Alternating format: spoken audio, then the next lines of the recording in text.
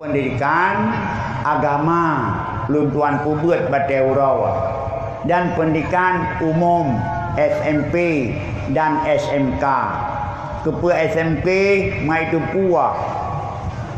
dunia elemen dunia. Ketua SMP baik buta huruf. Ketua SMP mat baik buta tulis dengan beratnya. Baik sampai BL dipikir bandikut bah Honda, BK dipikir bantu lah. Yang BL tulis nyan kan balikut. Baik tulis BK kan bantu. Nyan nombor polisi menyo Sumatera Utara BK menyo di Aceh BL. Menyo kajak SMP kai depu nomor polisi. Jadi sikula supaya baik buta huruf.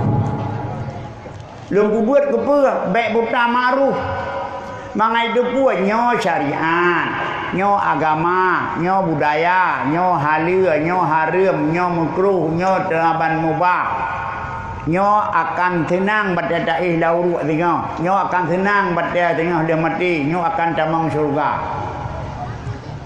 Maka tamang syurganyo dengan rahmat Allah dan juga tamang syurganyo dengan ridha Allah. Di sampingnya dia buat syariat baju mai depu teh halia teh haram. Teh ini, teh itu, teh yang gayut, teh yang kecam. Maka perlu elemen agama. Oleh elemen agama bak daya membuka SMP mai depu buka huruf. Olehnya dihinan ba oleh itu. Kalau mukalam adalah SMK. Yang depu ni.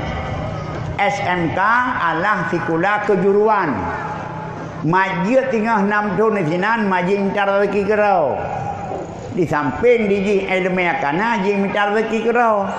Pakon wajib kepada ama dan ku dipurno cara minta yang halia kepada ane. Yang wajib. Maka hana payah ne purno liron, lu purno ilung.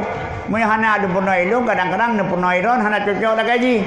Barakon urang purno kongkoh bane. Nya purno dalam kana mesin. Barakon daiwa yang dia sampai SMP jak kongkoh. Ya tudung ma. Ino kemko kana mesin. Ya beli apa deh? Ya cemelo kana mesin. Nyo ya gumla iron urinang napu kele dua tuntu kana mesin. Urinang duduk mentang lah bakung hanam salah.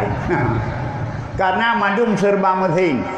Wajib punya ilmu yang dia mengembangkan ekonomi sendiri, yaitu ilmu perangkut. Yang dia ba SMK ulun tuan, jurusan perikanan, jurusan peraraeum. Yang nejak ini balai dua punau yang berasa tutung siat. Yang tempat tutungnya kalung lop kalau buka kenehun. Engkut mendung punau, insyaallah akan panen tinggal. Dalam rencana